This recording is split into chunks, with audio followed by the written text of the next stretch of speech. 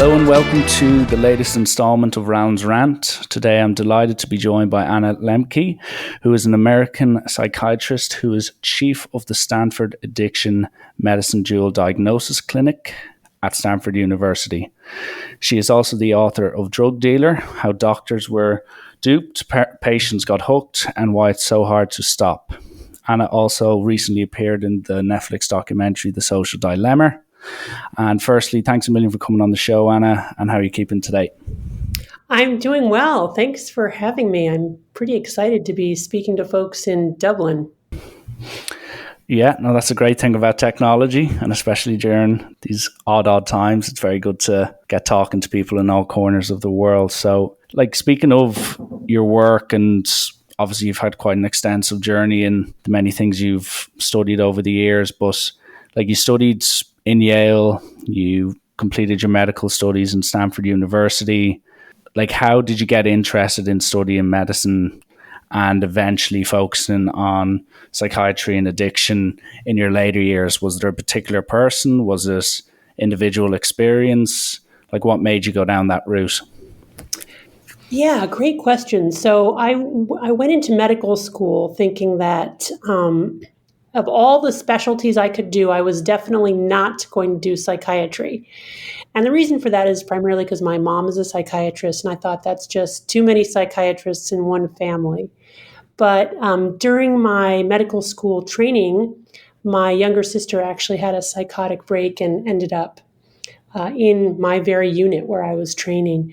And so I really felt compelled to go into psychiatry because, of course, I saw firsthand the way that mental illness can really, devastate people.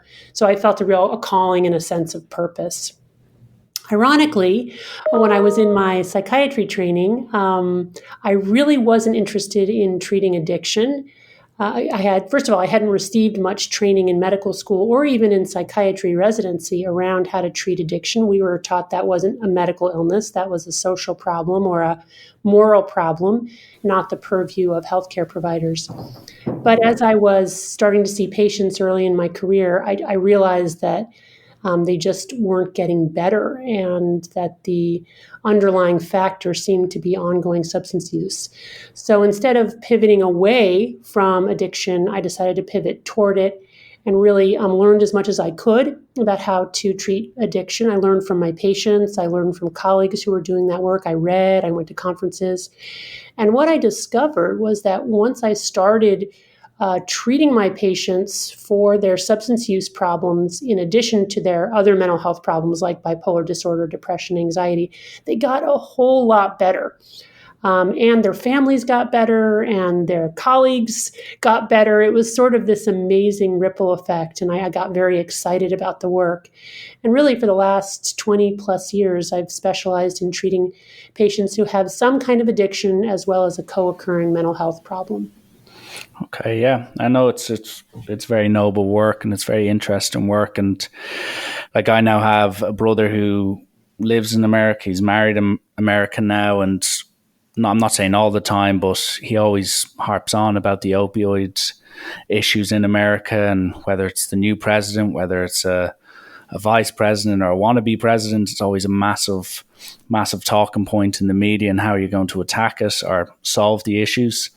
And personally, I've never dealt with, say, some of the drugs associated with it, but even over here in Ireland, I've heard and I've seen close friends use the likes of the drug, like say codeine, and I've watched it, say, affect their life, their routines in a bad way. And in most of these cases, it was gotten through maybe their parents' medication, or it was given to them illegally through purchasing.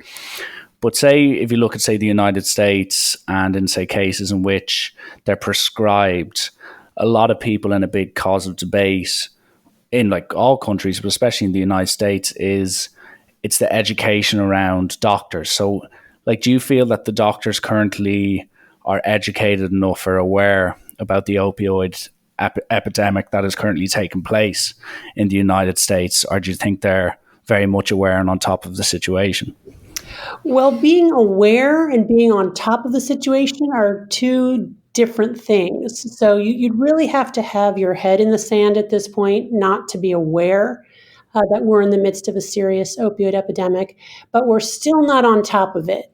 If you think about how many opioids are prescribed by American physicians, we prescribe approximately 30% of the world's opioids here in the United States, even though we certainly don't constitute, 30% of the global population. We also prescribe at least 4 times as many opioids as any other country, including Canada and any country in Europe. We prescribe more than 20 times as many opioids as Japanese physicians do. And although opioid prescribing has decreased by about 30 to 40% since its peak in 2012, we're still prescribing way more opioids than we were in the 1990s. So the bottom line is we're headed in a better direction. There's more awareness among healthcare providers around the opioid epidemic, but we're still grappling with and in disagreement about what to do about it. And like with that topic, as you finished off there, you said you're in kind of disagreement as to how to approach and how to deal with this. And like whether you read different articles, the vast majority of people who study it or do research on it, they say that up to or even over a quarter of the people who are on opioids end up misusing them in some harmful way or in a way they weren't advised initially. And like, why do you think that is? Do you think that it's the actual understanding of their condition, whether it's an anxiety related thing, whether it's depression, whether it's a physical disability? Like, why do you think so many people, or such a large percentage of people, end up abusing or misusing the medication that's given to them in the first place? So what Purdue Pharma would want you to think, and what unfortunately a lot of people still believe, is that there are just some bad actors out there and they're manipulating their doctors and the healthcare system to get the opioids because they are already addicted and they're kind of ruining it for the quote unquote good patients. And although it's certainly true that there are people who already have opioid addiction and try to get pills from doctors and never were seeking any kind of bona fide healthcare treatment, it's also very true that you can be a person with no history of addiction, no family history of addiction. You can have a serious medical illness, including severe pain, go to your doctor seeking help, get an opioid from that doctor, and end up addicted to opioids. And the reason for that, Richie, is really simple. Opioids are addictive.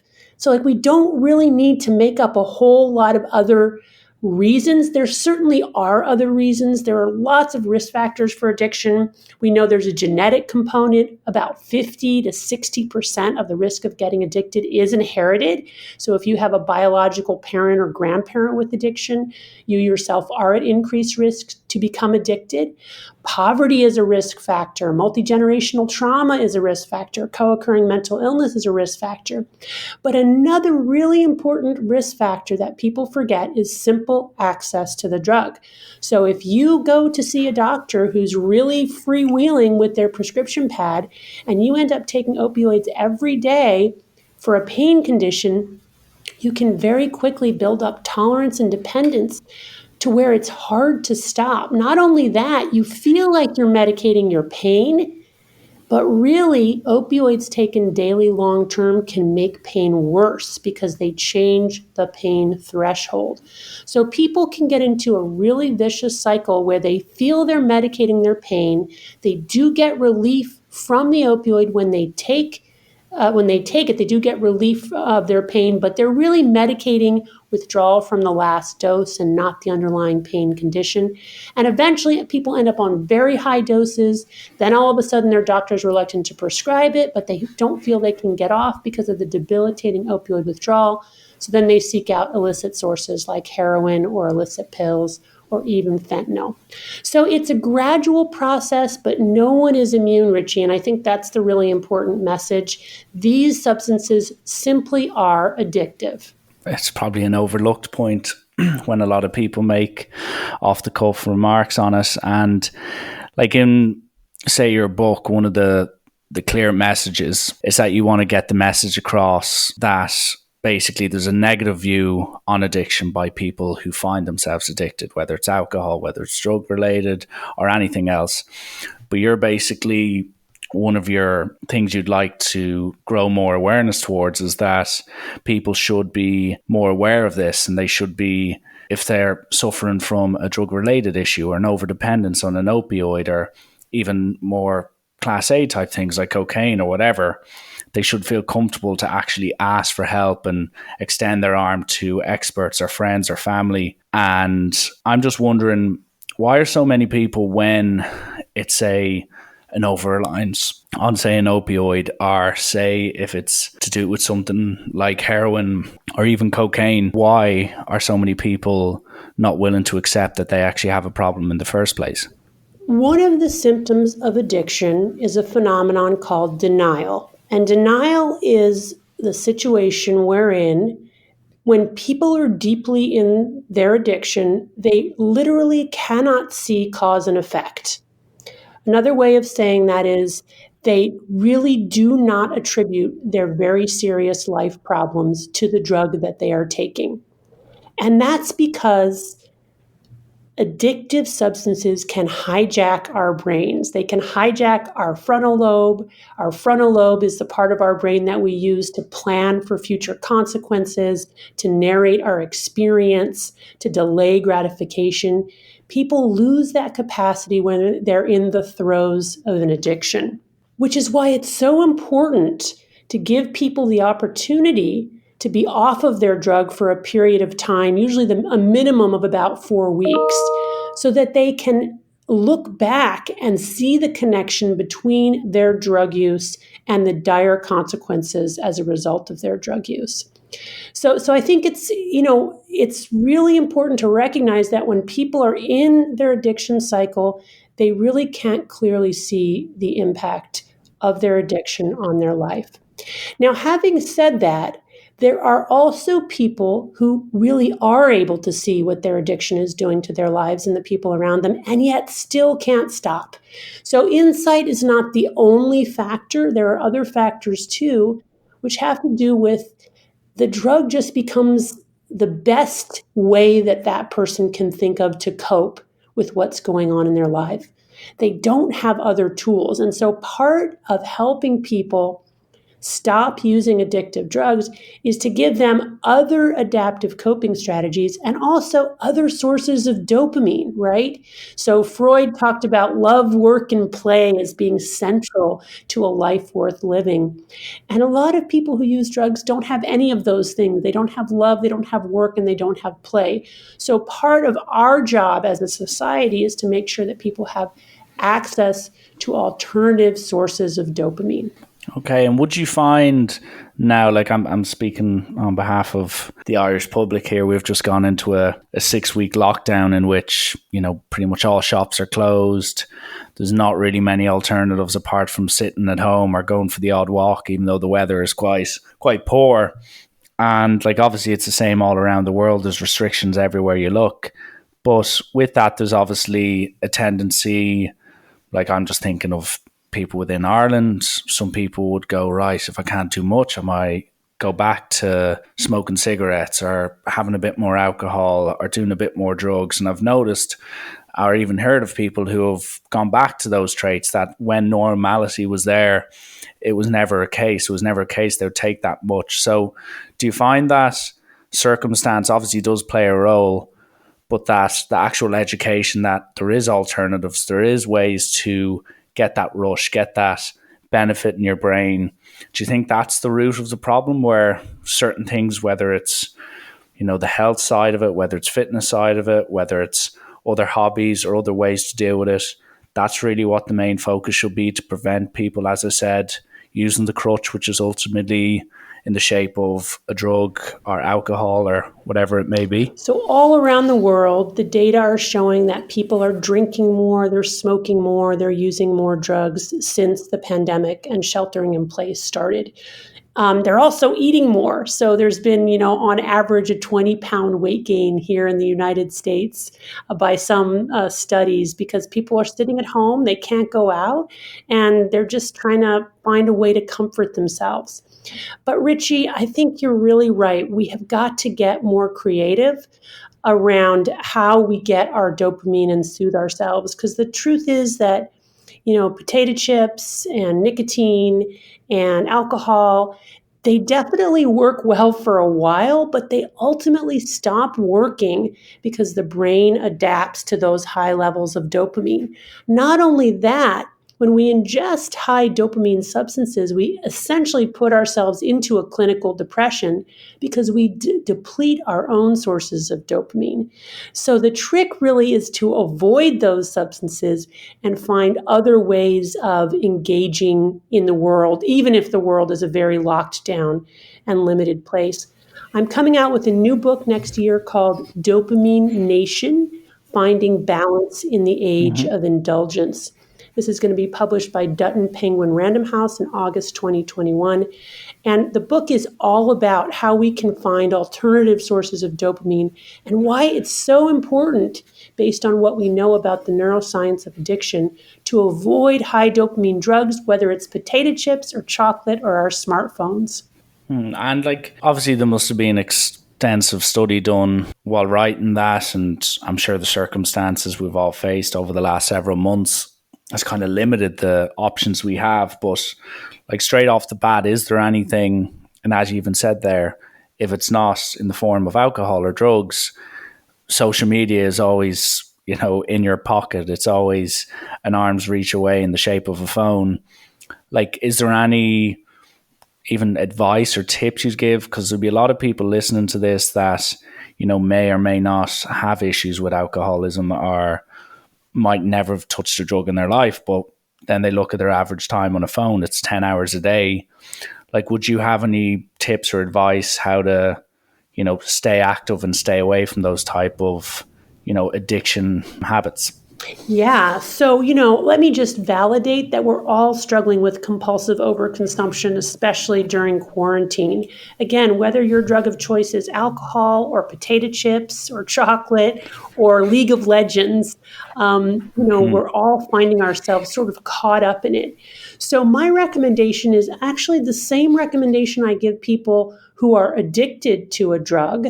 So even if you're not addicted, I recommend that you do what I advise my patients to do. And by the way, I've taken this advice myself in my own life with my own small behavioral problems of compulsive overconsumption, which I talk about in my book. But what I basically recommend is that you take a break from your drug of choice. How long? I recommend 4 weeks. 4 weeks is just about the minimum amount of time you need to reset the brain's reward pathways and to start making your own dopamine again. It's what I see in clinical practice is the amount of time that's needed, and it's what I see also in the literature to support that, the imaging studies. So what happens in the first 2 weeks of taking that break from whatever your drug is people experience withdrawal. And the universal symptoms of withdrawal are anxiety, insomnia, dysphoria, and irritability. But if you can just get through those first 2 weeks of compulsive craving and wanting to use your drug, then what you'll find is your mind begins to expand, your mood improves, your sleep improves, and very importantly, you begin to see just how addicted you were, which again is hard to see when we're in our addiction.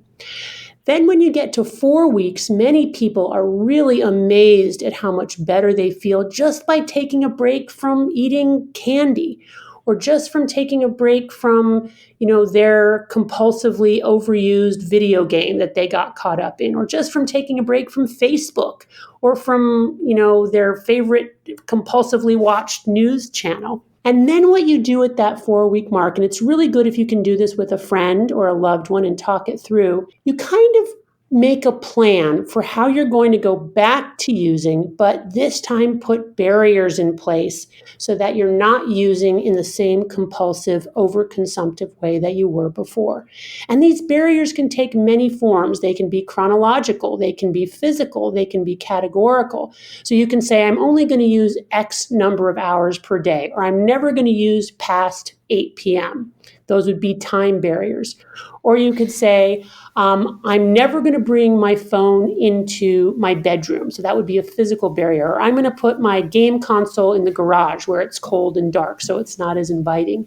Those are physical barriers. Or I'm just not going to keep potato chips in the house, right? Or I'm not going to keep alcohol in the house. I'm only going to have alcohol when I'm out with friends, wearing masks, of course. And then, of course, the categorical barriers are where you put your trigger substances in a category and you say to yourself, you know what? I really can't eat potato chips without eating about 4 bags. So I'm just not going to eat potato chips at all anymore. I'm going to put them in my verboten category. And I'm going to add to that really any junk food, because I find as soon as I start eating cookies, I want those potato chips. So this is the type of thing that we need to do. And then you set out on an experiment and you try it out and you see if you're able to moderate. And it's really important to keep track. So you want to write down what you're using.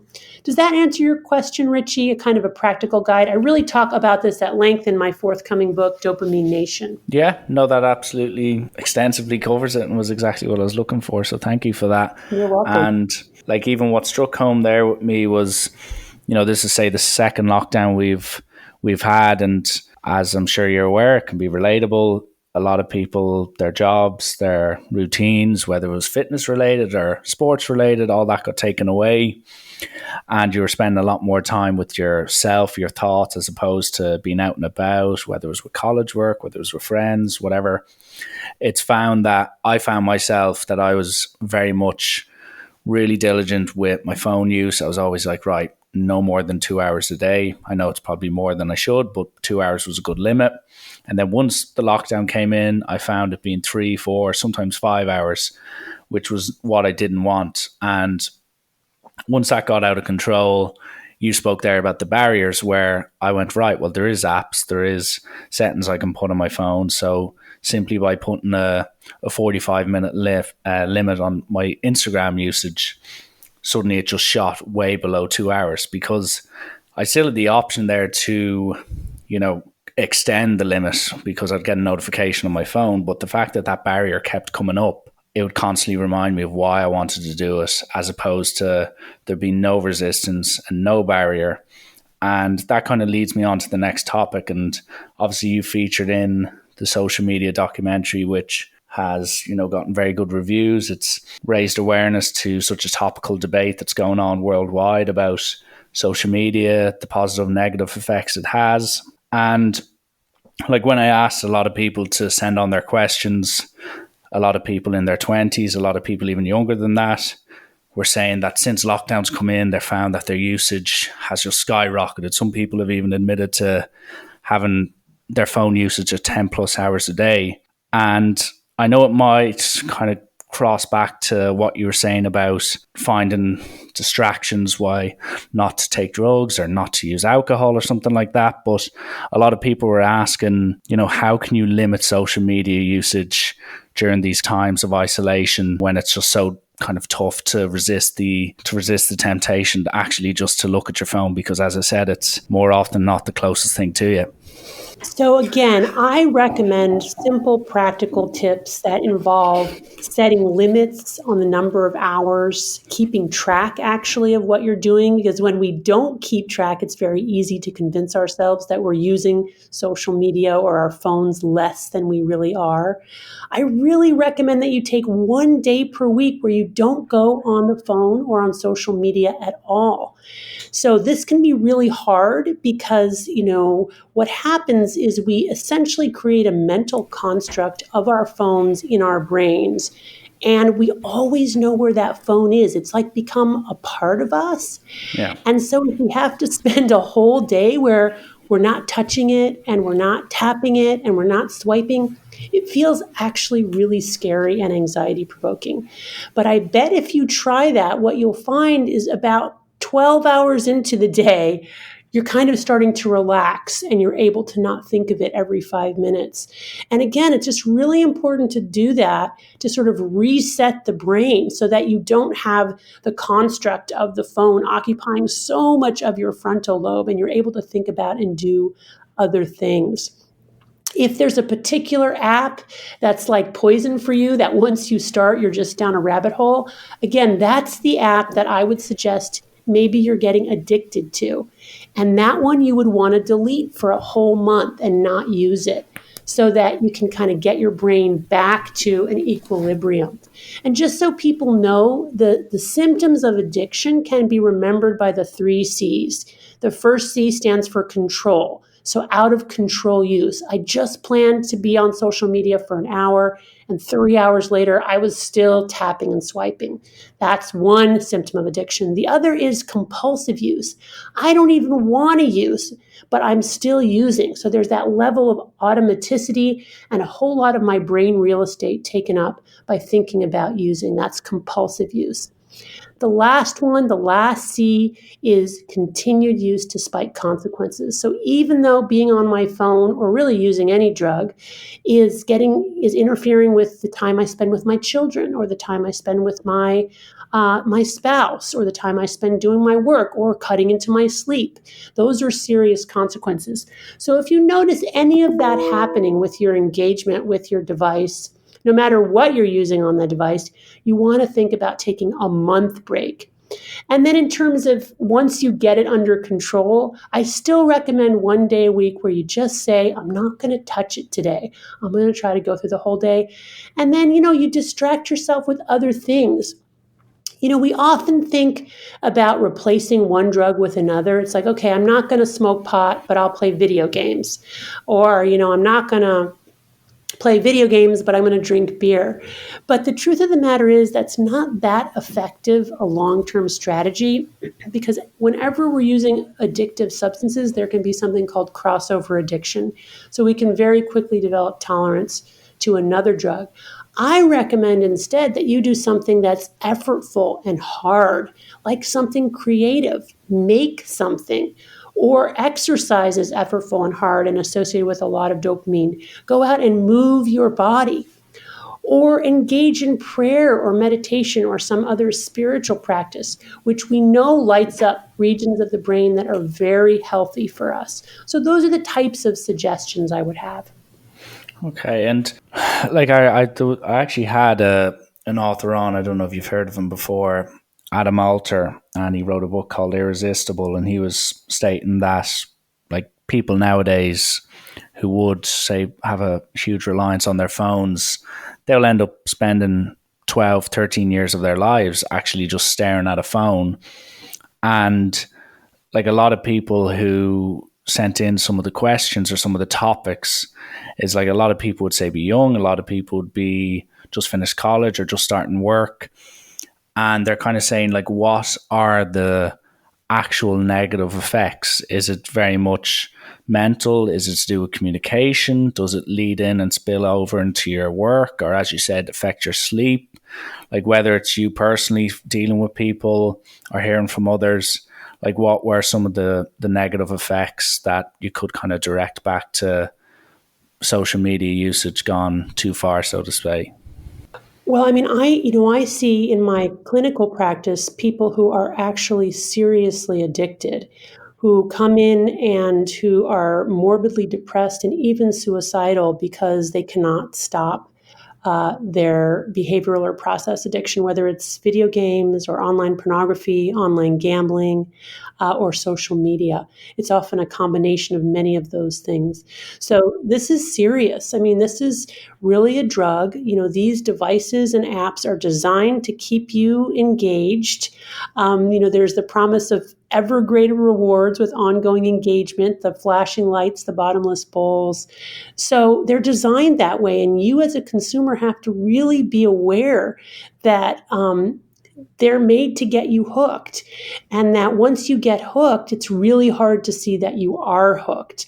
And the only way to really get clarity on that, again, is to take a break from it and actually see how it was affecting the way you feel Okay, so your mood, but as well as affecting what you are actually doing with your life. I mean, if you think about spending that many hours a day consuming social media or video games or pornography, and if those days turn into months, turn into years, you're going to look back and say, what did I do with my life?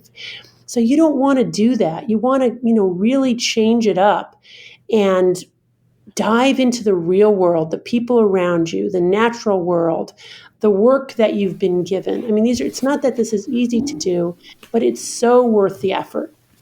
Yeah, no, I completely agree. And as you referred to there, that it is very much, whether it's gambling related or social media, like it is geared towards, just like a drug, it is geared towards you staying on it for as long as possible or using it time and time again.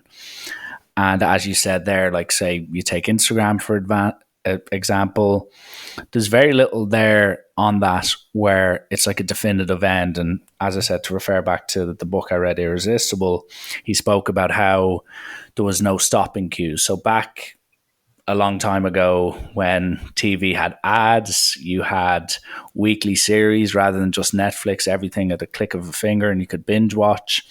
There was kind of stopping cues that meant, okay, this is over. Now I need to go on to my next task during the day.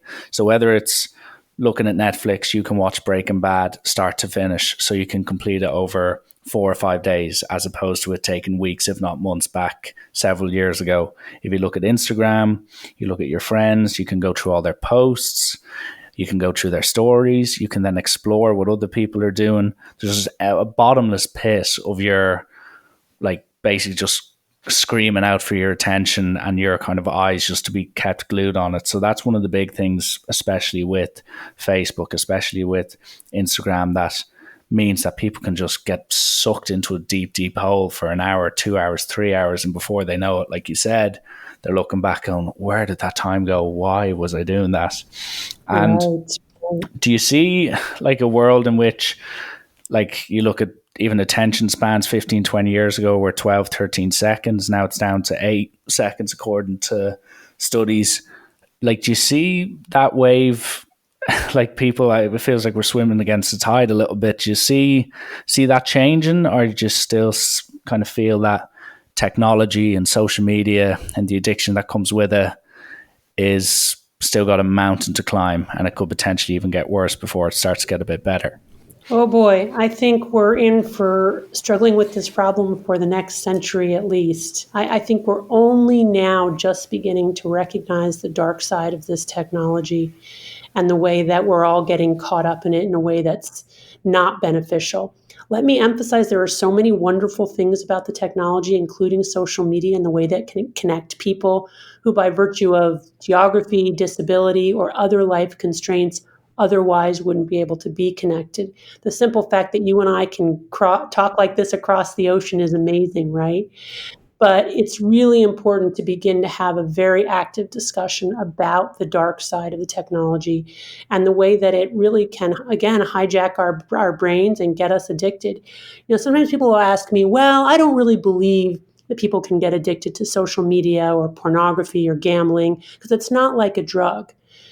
And all I can say to them is, in my clinical practice, the natural history of addiction to those behaviors is identical to the natural history of addiction to drugs and alcohol. People start out using for fun or to solve a problem. Often the problem is something like anxiety, depression, insomnia, boredom. But whatever the reason, they go from occasional use to daily use. Then when they're using daily, they build up tolerance. They need more and more of the drug to get the same effect. They need a more potent form to get the same effect. This is going up in the levels in your video game, for example, or just spending more time on social media. And then eventually they get to a point where when they try to cut back or stop, they go into withdrawal. And so, it really is these devices and these apps really are addictive. And I think that's the part that people are only just beginning to recognize. So, like, would you even, as you were saying there, like that 4 week challenge, especially now, like I'm thinking there'll be a large part of listeners here that will be Irish. Like, now would maybe be a good time, considering you're not missing out on people going on holidays, people living their highlight life, so to speak. Now, if someone was like, oh, I'm on Twitter all the time or Instagram or whatever, do you feel like now could be an ideal time for them to test that, to see after the 2 weeks of withdrawal, to try push on that, to see like how bad maybe their issue could be deep down? Yes, Richie, I agree. It's actually a wonderful opportunity to try a period of abstinence. Because people aren't going out to bars and to parties, it's that much easier to stop. The national and international data show that more people are getting into addiction treatment since sheltering in place and quarantine and the pandemic started, because they don't have the same access to their drug of choice. So clearly what we're seeing here through this disruption is an opportunity for good things as well, not just bad things. So I absolutely agree with you. Whether you're already severely addicted or just struggling with the same kind of compulsive overconsumption that we're all struggling with, now is a golden chance to try a little bit of abstinence from your drug of choice. And again, I want to emphasize this isn't abstinence for a lifetime, and it doesn't mean throwing away your phone completely, although you could try that too. It means really being thoughtful about what are the apps that get you hooked and abstaining from those for 4 weeks to kind of reassess the role that they play in your life. And if you do decide after 4 weeks to reintegrate them, then how you want that to look and what barriers you can put in place to keep you on track. Yeah, no, well said. And Anna, just lastly, what I normally do on the podcast is I just do a quick fire round. It's just a harmless few quick fire questions. Nothing too incriminating, don't worry. And yeah, that'll see us through to the end. So if it's okay, I'll bang out a few here and then let you go. Sure. Okay, so your favorite film of all time? Oh, my favorite film of all time. Galaxy Quest. Okay. And what is your ideal breakfast? 2 eggs on toast. Classical, to be fair. Your favorite song of all time? Oh gosh, I have so many favorite songs. I'm pretty unoriginal when it comes to music. Probably my favorite song is Hallelujah. Okay. And what fashion trend do you just not get or understand? Middle-aged women wearing sleeveless dresses. Yeah, okay. And the worst piece of advice you hear in your line of work? Gosh, that's a good one. Let me think. Take more drugs. Yeah. And lastly, Anna, sum yourself up in 3 words. Sum yourself up in 3 words. Good Lord. Yeah. Let's see. God, how to do that without like coming off as either a braggart or completely neurotic? That's the question. No, it's very tough. It is very tough. A lot of people struggle with this one. Let's see. Tall. Impulsive. And fair. Okay, well said. So, Anna, that more or less wraps it up on our end. So first and foremost, I want to say thank you very much for coming on. And secondly, if you'd like just to talk a tiny bit about, you said that upcoming book is in the works. If you want to delve a little bit into that, if you'd like, just for any listeners who may be interested in that. Sure. So thanks for the opportunity. It is, again, it's called Dopamine Nation, Finding Balance in the Age of Indulgence. It's coming out in August 2021, published by Dutton Penguin Random House. It is available for pre-order on Amazon now. It doesn't have the real cover on it, but it will soon.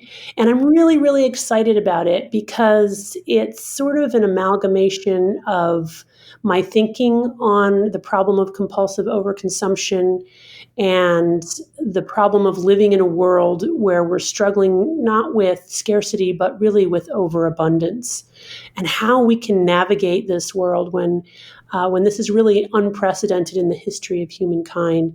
So it includes some memoir stuff like my own compulsive addiction to romance novels, as well as a lot of patient stories and how they got into recovery. These are really stories of courage and redemption, and lots of basic neuroscience sort of simplified down to simple metaphors about how the brain works and how we get addicted and how we can overcome it. So I'm really excited about it. It's written for a general lay audience. It's not written for people with addiction. It's really written for average folks who are just struggling like I am with compulsive overconsumption. Okay, perfect. Well, I'll leave all the links attached, so anyone interested in any of the work, I'll make sure to leave the links with the podcast. But yeah, as I said, Anna, very fascinating chat, really enjoyed it. And as I said, thanks a million for coming on to talk, and hopefully all the listeners can gain something from this. Super. Well, Richie, it was really nice to talk to you. Thank you so much for having me. No worries. Well, listen, have a good day, Anna, and thanks again. Bye-bye.